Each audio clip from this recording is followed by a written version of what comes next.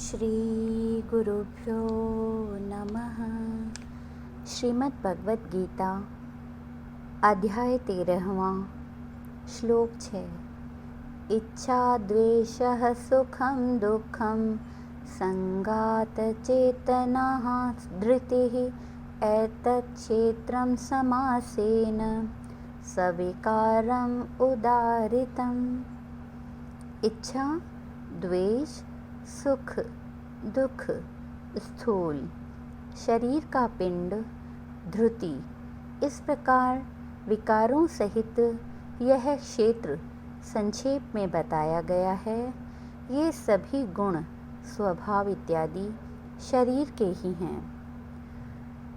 भगवान ने सीमित शब्दों में ही किंतु अति स्पष्ट रूप से शरीर के गुण अवगुणों का वर्णन किया है। सृष्टि में सभी कुछ 5 तत्वों की ही लीला और छटा है। अहंकार या मन जो सोचता है कि मैं अमुक हूँ, मैं मोटा हूँ, मैं पतला हूँ, मैं गोरा हूँ, मैं काला हूँ, सांवला हूँ, मैं धनवान हूँ, यह मेरा है, यह कार्य मैं करता हूँ इत्यादि, यह सब माया के कारण होता है। 7वीं है बुद्धि, जिस बुद्धि से भले बुरे का ज्ञान होता है और वह बुद्धि पुनः अहंकार का ही कारण बनती है। 8वीं है मूल प्रकृति या ईश्वरीय शक्ति, जो बुद्धि का भी मूल कारण है। इन 8 के अतिरिक्त 10 इंद्रियां, 5 कर्मेंद्रियां और 5 ज्ञानेंद्रियां तथा 11वां मन, 5 ज्ञानेंद्रियों के विषय। इस प्रकार सब कुछ मिलकर शरीर के 24 तत्व होते हैं। कर्मेंद्रियों से शरीर सभी कर्म करता है। भगवान शरीर के सभी लक्षणों से विषय में बताते हैं कि वह इच्छाओं को धारण करता है।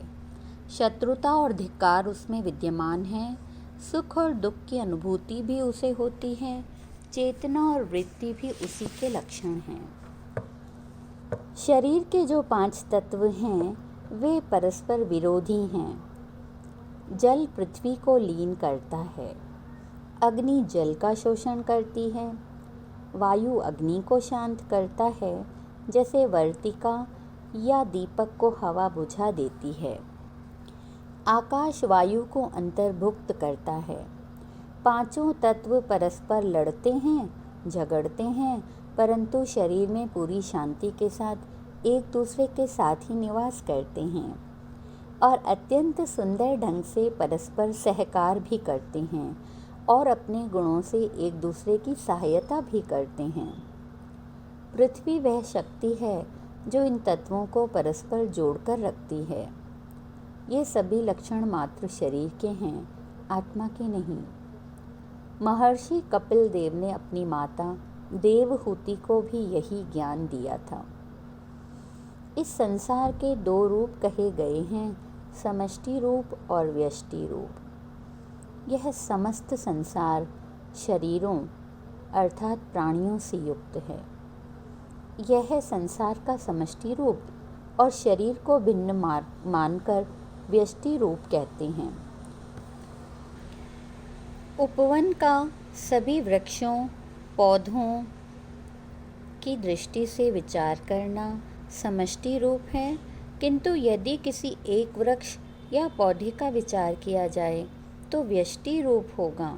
लोकमान्य तिलक ने अपने गीता रहस्य नामक ग्रंथ में श्लोकों का बड़ा सुंदर विवेचन किया है।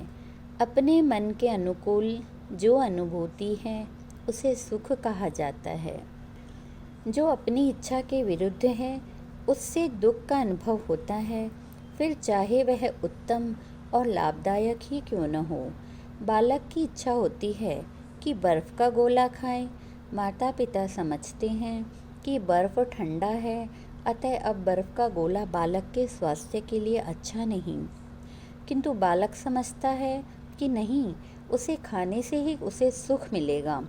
यदि बालक हठ करता है और माता पिता स्नेहातिरेक से उसे रोकते नहीं तो वह आगे दुख ही पाएगा।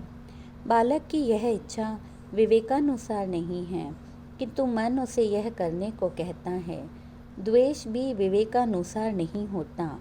ये दोनों अविद्या के परिणाम हैं।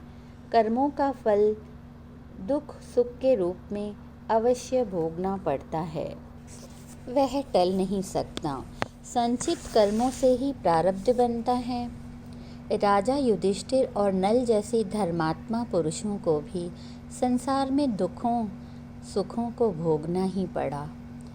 ये दुख और सुख अवतारों को भी भोगने पड़ते हैं, यद्यपि ये लीला के रूप हैं, ताकि संसार के लोगों को इन उदाहरणों से सीख मिले।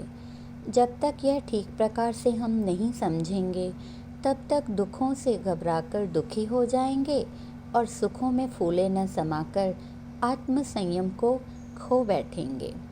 सुख और दुख दोनों जीवन में आने ही वाले हैं।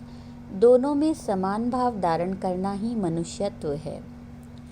चेतना का अर्थ उस शक्ति से है जिससे हम यह निर्णय कर पाते हैं कि क्या करना उचित है और क्या करना अनुचित है।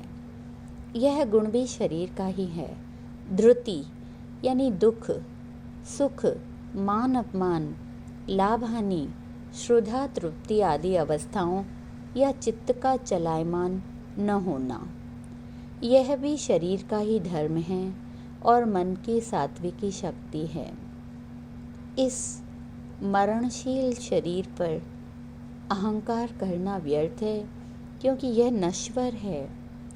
कुछ व्यक्तियों को अपनी शक्ति बुद्धि पद प्रभाव का अत्यधिक अहंकार और अभिमान होता है और वे दूसरों को शायद ही अपने जैसा मानते हों। ऐसे व्यक्ति संत महापुरुषों से तो विशेष रूप से बैर और द्वेष रखते हैं। दुर्योधन को अपने ऊपर कितना अभिमान था कि पितामह भीष्म और भगवान कृष्ण के कथन का भी निरादर करते हुए पांडवों को स्वनिर्वाह के लिए 5 गांव देना भी स्वीकार न किया। उल्टा वह बोला, 5 ग्राम तो क्या, मैं तो सुई की नोक के बराबर जितनी भूमि भी पांडवों को युद्ध के बिना नहीं दूंगा। दूसरों की क्या कहें, स्वयं अपने पिता का कहना भी उसने कभी नहीं माना। किंतु कहाँ गया उसका अहंकार। क्षेत्र या शरीर का स्वरूप समझाकर भगवान आत्मज्ञान के 20 साधनों का वर्णन करते हैं। प्रत्येक आत्मज्ञान के जिज्ञासु के लिए इनका धारण करना अति आवश्यक है, जिनमें ये गुण या लक्षण भली भांति दृष्टिगोचर होते हैं। उनके लिए समझना चाहिए कि उन्हें आत्मज्ञान प्राप्त हुआ है और उनको आत्म प्रकाश हुआ है। इति ओम शांति ही शांति ही शांति ही।